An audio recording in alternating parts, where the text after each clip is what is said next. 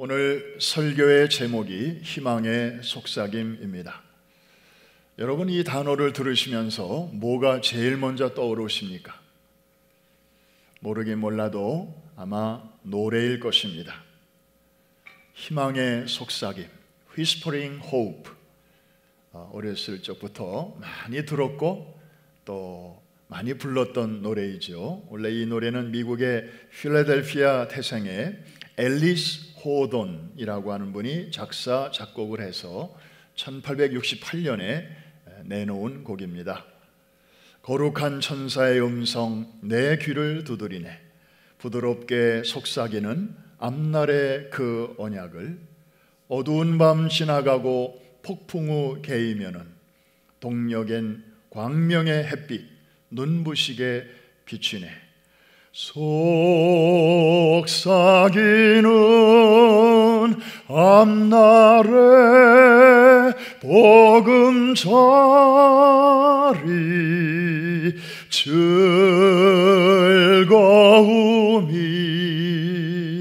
눈앞에 어린다. 사실 1868년이면 미국 역사에서 남북 전쟁이 끝난 직후입니다. 곳곳에 사상자 처리, 그리고 부상자들의 신음소리, 그리고 붕괴된 경제 시스템 등으로 희망보다는 절망이 가득한 시대였습니다. 그런 암울한 시대 속에서 저렇게 밝고 따뜻한 노래가 탄생했다는 것 자체가 참 경이롭기만 합니다. 희망의 속삭임 하면 또 뭐가 떠오르시나요? 특별히 우리 프라미스 성도들에게는 최근에 이렇게 떠오르는 게 있을 것 같은데, 그렇습니다. 코로나 사태가 터지고 나서 3월 중순부터 모든 예배가 온라인으로 바뀌면서 매주 수요일 아침 10시면 어김없이 여러분들의 핸드폰으로 배달되는 담임 목사의 영상 메시지 코너 이름이 바로 이 희망의 속삭임이죠. 배경음악이 방금 전 소개했던 그 희망의 속삭임이어서 그 제목을 그대로 따왔습니다. 며칠 전 어떤 분이 저에게 이렇게 말씀하셨습니다. 목사님, 우리 교회는 아니에요. 목사님, 희망의 속삭임 매주 잘 받아보고 있습니다. 내용도 좋고 기획도 좋은데 어떻게 이런 작품을 매주 한 주도 안 쉬고 그렇게 내보내시는지 참 신기합니다. 아마 그분은 좀 이 제작 과정이 쉽지 않다는 것을 잘 아시는 분 같아요. 사실 제가 하는 일은 별로 없습니다. 그냥 길지 않은 원고 만들고 그것을 음성으로 녹음을 해서 그것과 관련된 찬양 한 곡 정해가지고 이제 넘기면 제 일은 끝납니다. 그 다음 작업이 아주 까다롭고 아주 시간이 많이 걸리는 일이죠. 원래 이것은 연초부터 계획을 했던 게 아니죠. 우리 프라미스 성도들을 위로하고 격려하기 위해서 시작된 것인데, 이제 시간이 흐르면서 국내에 흩어진 우리 친지들, 또 친구들, 또 병상에 누워 계신 분들, 또 심지어 세계 각처에 선교사로 나가 계시는 분들에게까지 이거를 이렇게 나누다 보니까 이게 막 지구를 한 바퀴를 도는 거예요. 그래가지고 우리 교회 성도들에게까지 다시 배달되는 그런 사례들이 꽤 여러 번 있었습니다. 여러분, 사도 바울 시대에는 로마 제국이 정복하는 곳마다 길을 뚫었습니다. 길을 만들었습니다. 물론 그것은 군사적인 목적이었고 경제적인 목적으로 만들었지만 하나님께서는 그 하이웨이를 통해서 사도 바울 같은 주의 일꾼들이 복음을 들고 얼마든지 들어갈 수 있도록 그것을 역이용하셨죠. 우리 시대에는 하나님께서 정말 머리 좋은 사람들을 통해서 이 정보의 하이웨이를 전 세계로 다 깔아놓으셨잖아요. 그래서 정말 우리가 마음만 먹으면 지구 저 반대편에 있는 사람들에게까지 얼마든지 좋은 소식, 복음, 굿뉴스를 전할 수 있는 그런 시대가 되었어요. 지금이야말로 선교하기에 딱 좋은 시대가 된 줄로 믿습니다. 그래서 오늘 설교 제목이 희망의 속삭임인데, 앞서 말씀드린 노래라든지 또 제가 수요일마다 보내는 그 희망의 속삭임도 좋지만, 이제부터 여러분과 나누려고 하는 오늘의 메시지에 나오는 희망의 속삭임에 비하면 한번 따라 하십시다. 앞에 것은 세 발의 피다. 앞에 것은 그냥 노래로 말하면 전주에 불과해요. 진짜 제대로 된 본론이 오늘 스토리 속에 나오고 있습니다. 기대해도 좋을 것입니다. 할렐루야. 오늘 우리는 사도행전 27장을 통해서 그 누구라도 좌절할 수밖에 없는 그런 상황 속에서 놀라운 평안을 경험한 한 사람을 만나게 됩니다.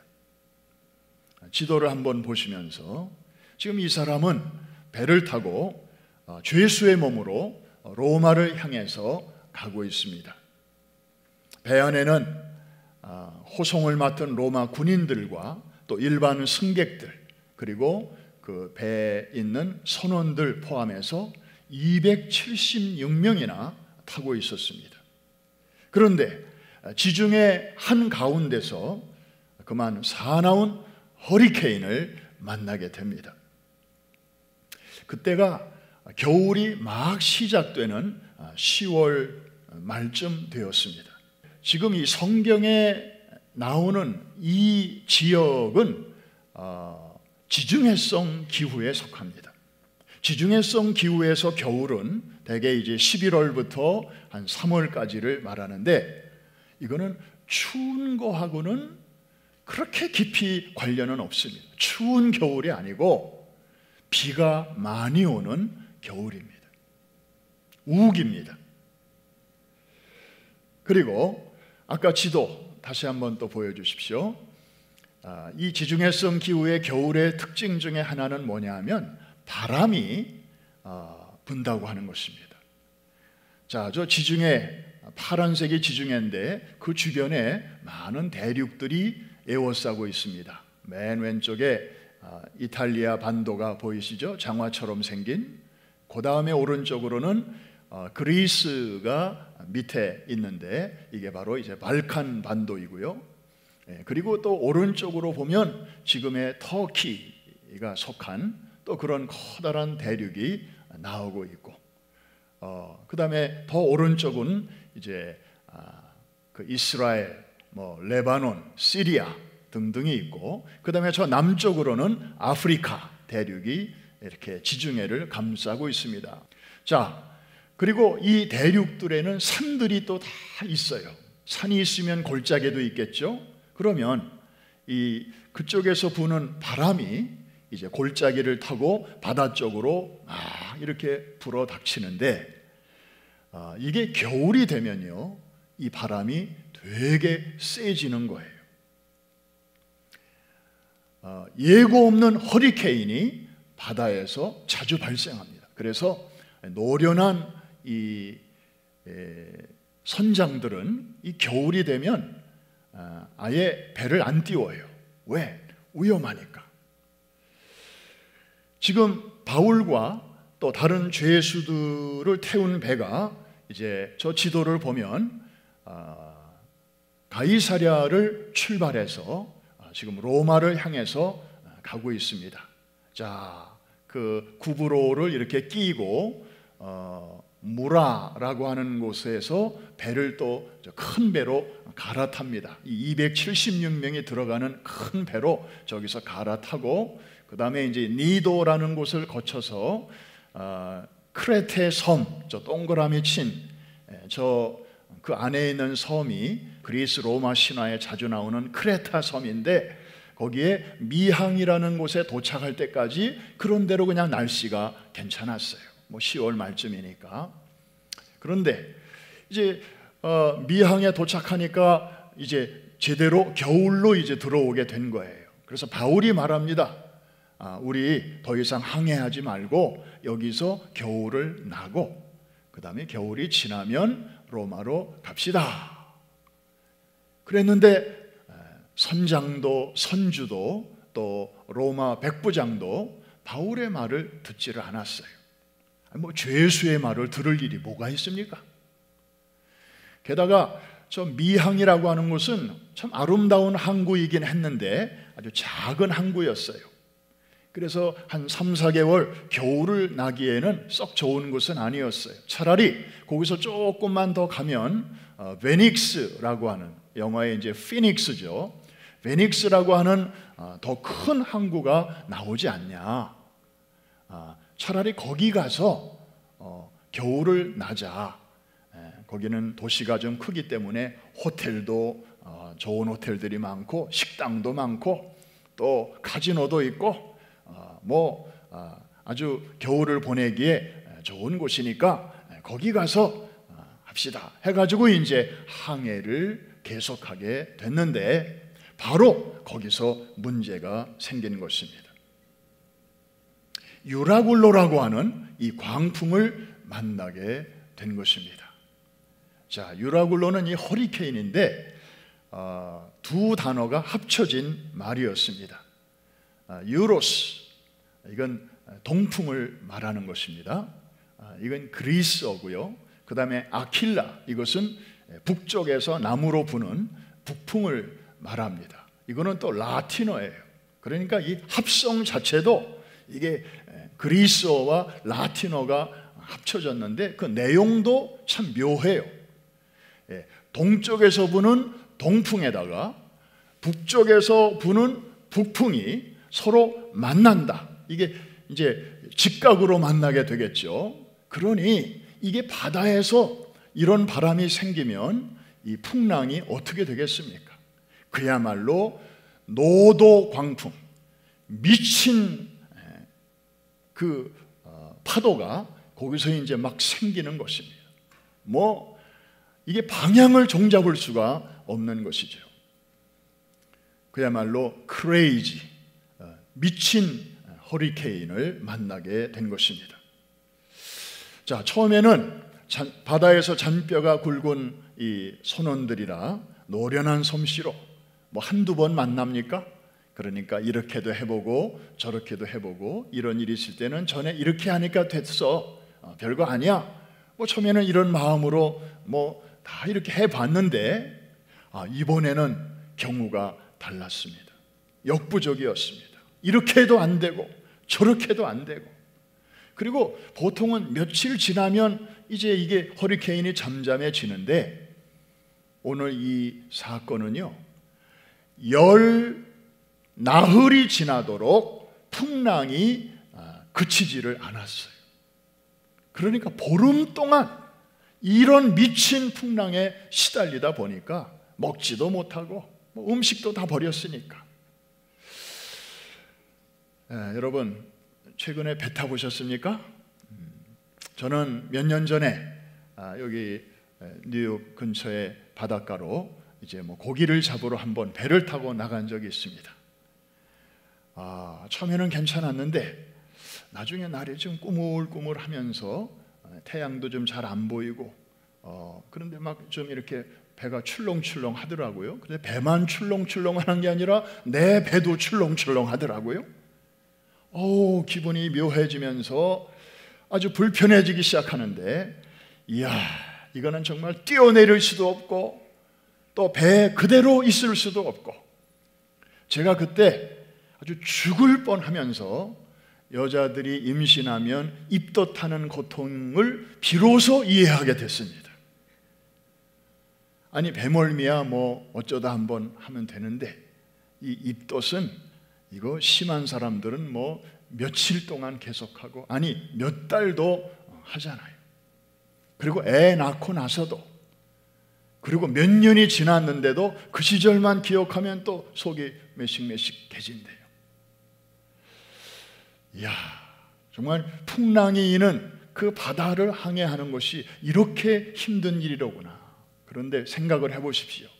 거의 보름 동안을 이렇게 배 위에서 시달렸으니 얼마나 힘들었겠습니까? 저들에게 점점 다가오는 것은 희망의 빛이 아니었고 절망의 그림자였습니다. 이제는 선원들도 승객들도 심지어 로마의 군인들마저도 이제는 다 파도에 휘둘려서 지쳐서 이제는 죽음의 순간만 기다리고 있었습니다. 바로 이때 그들 가운데서 한 사람이 벌떡 일어납니다. 그리고 외칩니다. 누구의 목소리였을까요? 바로 사도 바울이었습니다. 그의 외침을 한번 들어보십시오. 여러분, 제가 뭐라고 그랬습니까? 그냥 거기서 겨울을 나자고 제가 말씀드리지 않았습니까? 그때 제 말을 들으셨더라면 여러분이 이런 고생과 수고를 안 하셔도 되었을 것을. 그런데 그런 하나마나한 쓸데없는 말만 한 게 아니었어요. 그 다음 말이 중요합니다. 그러나 여러분, 안심하십시오.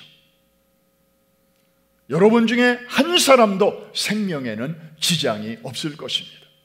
왜냐하면 어젯밤에 하나님, 곧 내가 섬기는 하나님의 천사가 내 곁에 서서 제게 말해 주었습니다. 여러분, 내 곁에 서서 말해 주었다, 이 말은 아주 내가 확실하게 들을 수 있도록 얘기해 주었다, 이 말입니다.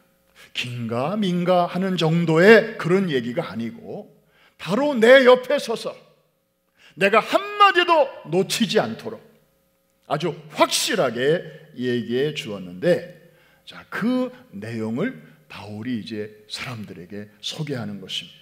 자, 그 내용 한번 우리가 직접 한번 같이 읽어보겠습니다. 시작. 나의 속한 바 곧 나의 섬기는 하나님의 사자가 어젯밤에 내 곁에 서서 말하되, 그 다음이 중요합니다.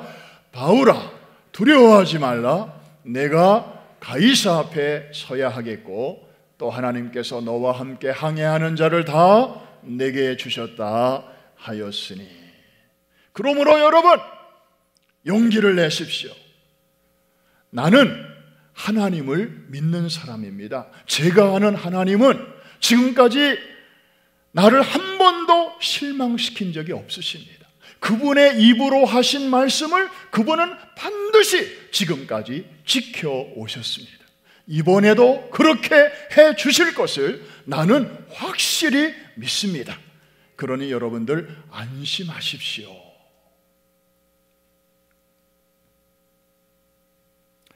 여러분, 바울은 그 풍랑 바깥에 있다가 갑자기 그날 배 안으로 들어왔습니까? 아닙니다. 내내 같이 있었습니다. 그 풍랑을 같이 만났습니다.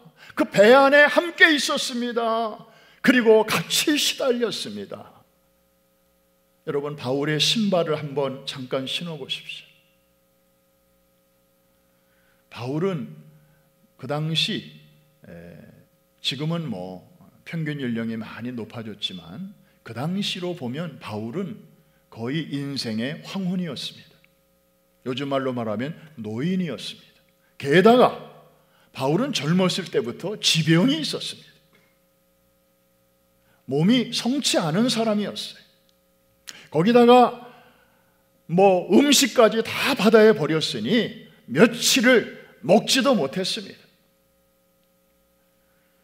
바울인들 육체적으로 왜 힘들지 않았겠습니까? 그런데 어떻게 해서 그 배 안에 276명이 타고 있었는데 275명은 지금 완전히 기력이 쇠하여 희망이 다 사라지고 이제 죽음의 순간만을 기다리고 다 납작 엎드러져 있는데 어떻게 이 한 사람은 거기서 벌떡 일어날 수가 있었느냐 하는 것입니다. 무엇이 이런 차이를 만들어냈느냐 하는 것이 오늘 말씀의 키포인트입니다. 결론부터 말씀드립니다. 하나님의 음성을 들을 수 있는 귀가 열려 있었기 때문이었습니다. 한번 따라 합시다. 귀가 열렸다.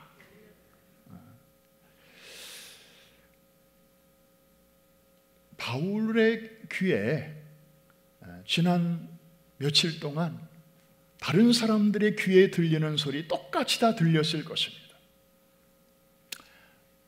바람 소리, 그 다음에 파도가 배를 때리는 소리, 그 다음에 그 파도가 배 안으로 쳐들어와서 철썩거리는 그런 소리, 그리고 거기서 시달리는 사람들의 비명소리. 한번 상상을 해보십시오. 바울의 귀에도 그런 소리 다 들렸을 것입니다. 그런데 바울의 귀에는 그런 소리만 들린 것이 아니었습니다.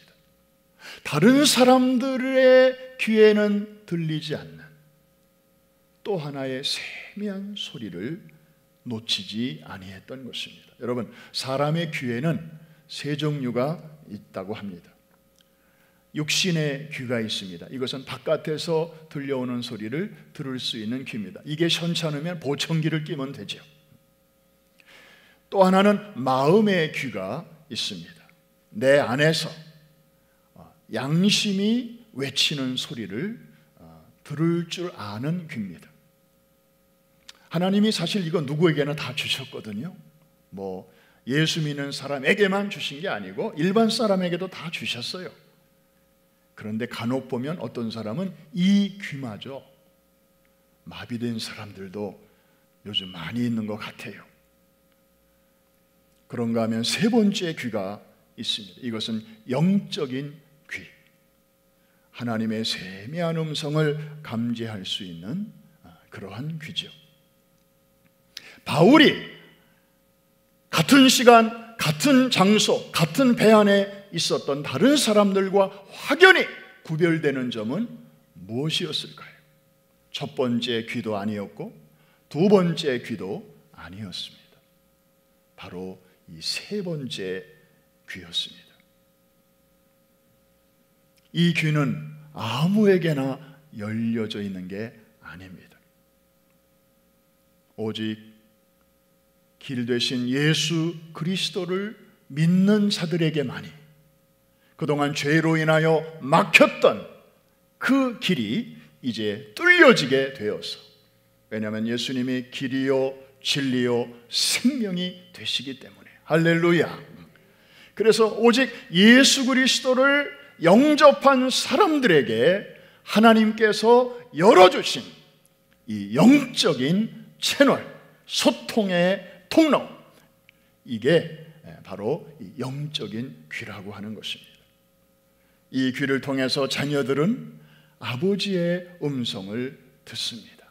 양들은 목자의 음성을 듣는 것입니다. 동시에 이 귀를 통해서 아버지는 자녀들의 음성을 듣습니다. 여러분의 기도 소리를 들으시는 것입니다. 이해가 되시면 아멘. 여러분의 그 소리는 지금 70억이 넘는 많은 사람이 지구에 거하고 있지만, 특별히 그 중에서도 하나님께서 아들의 피로 사신 자녀들의 소리는 하나님의 귀에 가장 크게 들린다는 사실을 믿으시기를 바랍니다. 제가 여러 번 여러분들에게 간증한 기억이 납니다.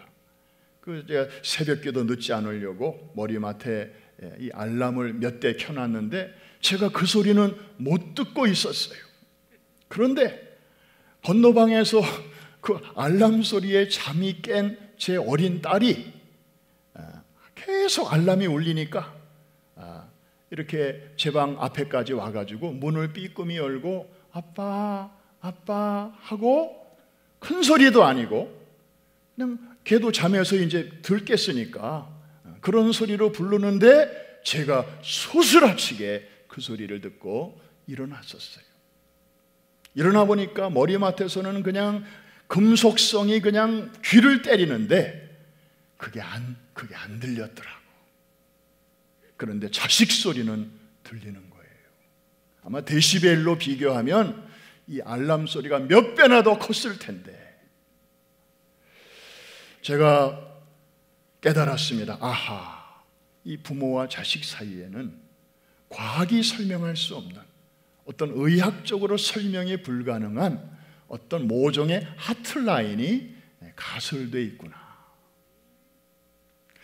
참 부모지만 연약하고 못하는 것도 많고 허물 많고 그런 인간 부모와 자식 사이에도 그런 하트라인이 이렇게 엄연히 존재할진데 전능하신 하나님과 지상에 있는 그의 자녀들 사이에 정말 얼마나 우리가 기도할 때마다 물론 큰 소리로 부르짖을 때도 하나님은 들으시지만 부르짖을 힘조차 없어서 엎드러져 신음소리만 내고 있을 때에도 아버지의 귀에는 크게 들리는 줄로 믿습니다.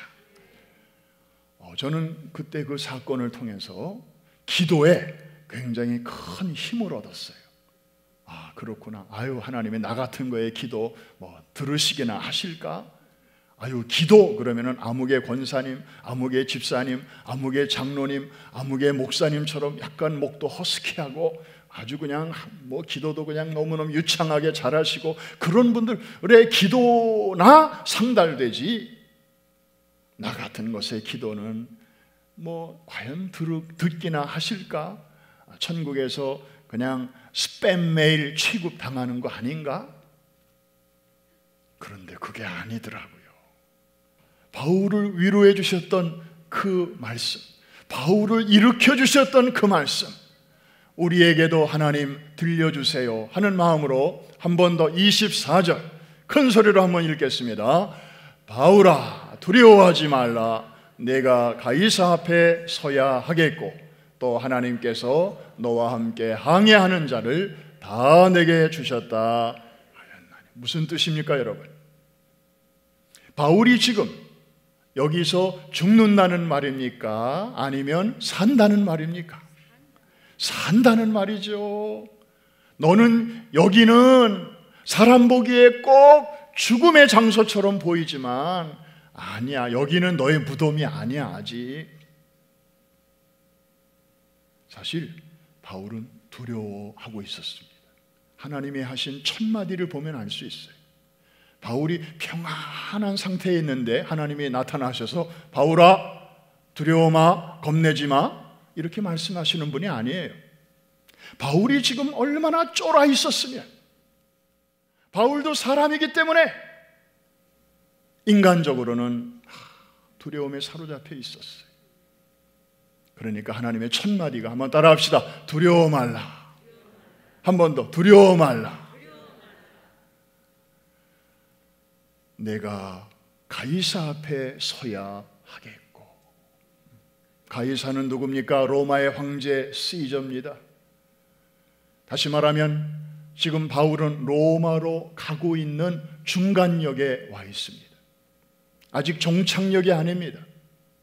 그런데 상황으로 보면 꼭 죽을 수밖에 없는 그런 상황이었습니다.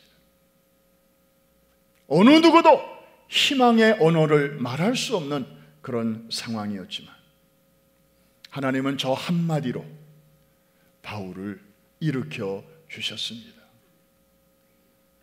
바울이 가이사 앞에 서야 한다는 말은 살아서 선다는 것입니까? 죽은 다음에 선다는 것입니까? 살아서 할 일이 남아있다는 것입니다. 아직 심부름이 끝나지 않았다는 것이에요. 하나님의 사명이 끝나기 전에 하나님은 절대로 중간에 사람을 불러 가시지 않는 줄로 믿습니다. 하나님의 놀라운 안전 보장이었어요. 그 한마디는. 그 말 한마디에 바울은 용기가 생겼습니다. 그렇구나. 여기가 나의 무덤이 아니로구나. 여기가 나의 끝시간이 아니로구나. 여러분, 이 세상에서 가장 불쌍한 사람은 누구입니까?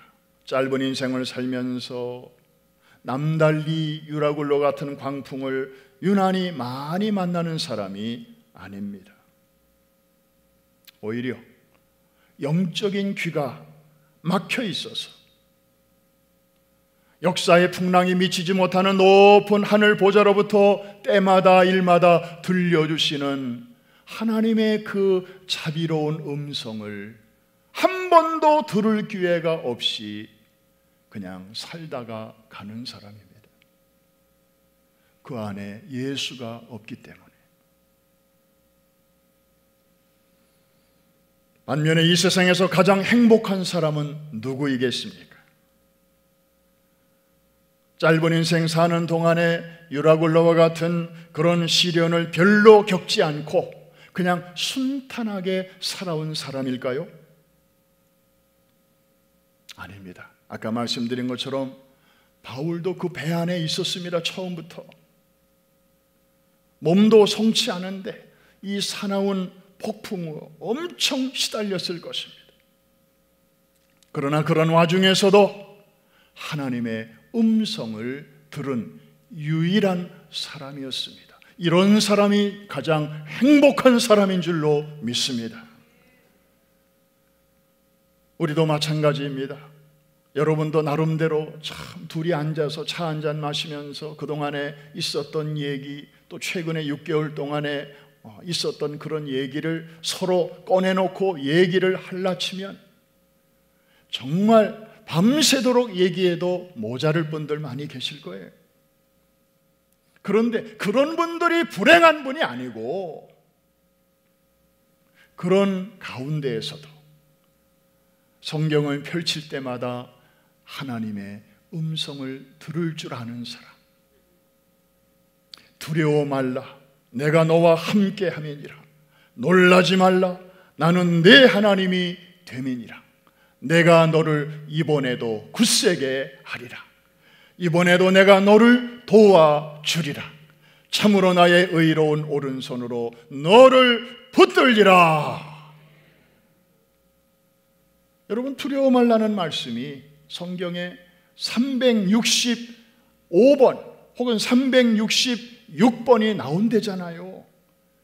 그러면 하루에 한 번꼴로 everyday 하나님은 우리가 눈을 뜰 때마다 우리에게 그 말씀을 주시는 셈이잖아요. 하나님은 이렇게 끊임없이 우리에게 말씀하시는데 이거 듣는 자가 있고 이거 못 듣고 사는 사람이 있다는 것입니다. 사랑하는 성도 여러분, 이런 희망의 속삭임을 주야로 듣는 복 있는 삶을 계속해서 누리시기를 주의 이름으로 축원합니다. 그 말씀에 힘입어 풍랑 속에서도 희망과 용기를 놓치지 않는 자 되시기를 주의 이름으로 축복합니다. 이제 말씀을 마칩니다. 배에 탔던 275명은 선장과 선주의 판단 미스로 겨울철 항해를 강행함으로써 하마터면 생명을 잃을 뻔하였죠. 그런데 결과적으로 누구 덕에 살았습니까? 한 사람 덕에 살았습니다. 바울 때문에 하나님께서는 그 배 안에 있는 사람들의 생명을 보장해 주셨습니다. 물질은 좀 손해를 봤어요. 바다에 다 던졌으니까요, 살기 위해서. 그러나 가장 소중한 생명은 하나님이 지켜주셨습니다. 여러분, 우리는 여기서 정말로 너무나 소중한 교훈을 하나 얻게 됩니다. 한 사람의 중요성입니다. 여러분 한 사람이 참 중요합니다. 우리와 같은 배를 탄 사람들이 여러분 주변에 많이 있을 것입니다. 그 사람들이 여러분 때문에 구원받고 복을 받아야 되지 않겠습니까? 그 사람들은 하나님도 몰라요. 예수님도 몰라요. 그러나 여러분과 한 배 탔다는 그것 때문에 결국 나중에 이 배에 탄 사람들이 다 구원받더라고요. 그 위기 속에서 하나님을 다 만나더라고요. 하나님은 로마 선교 이전에 가까운 곳에서부터 선교를 이미 시작하고 계셨습니다. 할렐루야! 여러분, 이 영어의 단어를 보면 뒤에 ship, S-H-I-P, 쉽자로 끝나는 단어들이 참 많이 있어요. 리더십이 그렇고, 펠로우십이 그렇고, 파트너십이 그렇고, 참 이 영어 단어가 보면 굉장히 성경적이에요. 뭐 다른 표현도 많이 있을 텐데 이 배로 표현하는 거죠. 그런데 여러분, 어느 배에나 많은 사람들이 타고 있지만 바울 한 사람 덕분에 그 배에 탄 많은 사람들이 이렇게 큰 위로와 용기를 얻을 뿐만 아니라 나중에 영원한 구원까지 얻게 된 것처럼, 사랑하는 성도 여러분, 여러분 한 분은 한 분이 아닙니다. 여러분은 영향력이 있는 사람들입니다. 우리는 그냥 숨만 쉬고 있어도 누군가에게 긍정적이든 부정적이든 영향을 미치면서 살아가고 있습니다. 기왕에 미칠 바에는 예수의 향기, 천국의 영향력을 내뿜어야 되지 않겠습니까? 여러분이 한 사람이 일어나는 게 중요합니다. 여러분 한 사람이 일어나면 그것은 여러분 한 분의 사건으로 끝나지 않습니다. 여러분이 일어나는 순간부터 여러분의 가정도 일어나게 될 것입니다. 여러분이 일어나는 순간부터 여러분의 일터도 다시 일어나게 될 줄로 믿습니다. 여러분이 일어나는 그 순간부터 여러분이 소속된 목장도, 팀 사역도 하나님의 은혜 가운데 너도 나도 그리고 모두가 함께 일어나게 될 것입니다. 여러분이 그 일에 불쏘시개가 되시기를 주의 이름으로 축복합니다.